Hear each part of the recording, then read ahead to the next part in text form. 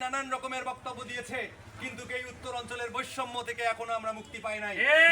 আমরা দেশে যে সকল বিষয় নিয়ে মুক্তি পাই নাই, আমাদের এই অঞ্চলে যোগাযোগ ব্যবস্থা এখনো অনুন্নত, আমাদের এখানকার শিক্ষার মান শিক্ষার্থীদের অনুন্নত, আমাদের এখানে গ্যাস আসেনি এখনো, আমাদের এই অঞ্চলে শিল্প কলকারখানা গড়ে ওঠেনি, আমাদের পাশ দিয়ে গেছে তিস্তা নদী, যে তিস্তা প্রকল্প বাস্তবায়ন হবে এরকম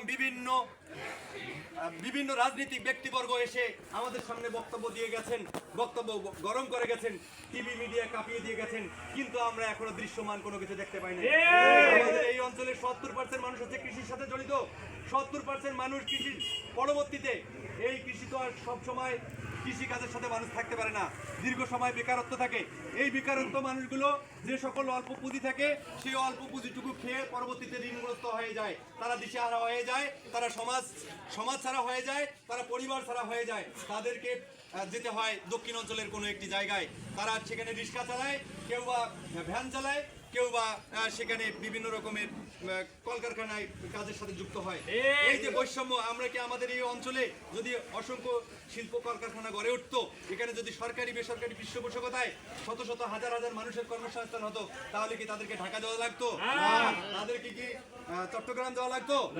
তাদেরকে এই অঞ্চলেই পরিবার সমাজ সবাইকে নিয়ে সারাদিন খেটে রাত্রিবেলা অন্তত ভালো মতন ঘুমাতে পারতো। আমরা এই বৈষম্যের মধ্যে পড়ে রয়েছি বন্ধুগণ। আগামী দিন আপনারা বলিষ্ঠ নেতৃত্ব দিয়ে একটি স্বপ্নের সোনার বাংলাদেশ, সমগ্র বাংলাদেশের প্রত্যেকটি ইঞ্চি ইঞ্চি মাটি সমান দৃষ্টিতে দেখতে হবে, প্রত্যেকটি ইঞ্চি ইঞ্চি মাটির প্রত্যেকটি মানুষকে সমান দৃষ্টিতে দেখতে হবে।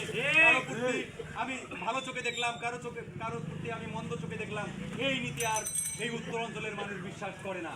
তার জন্য আপনারা ঐক্যবদ্ধ থাকবেন, ট্রাক মার্কার সাথে থাকবেন, তারুণ্য নির্ভর যে নেতাই আগামী দিন আপনাদের কাছে আপনাদের সন্তান আপনাদের দুর্গরায় আসলে তাকে মন থেকে দোয়া করবেন।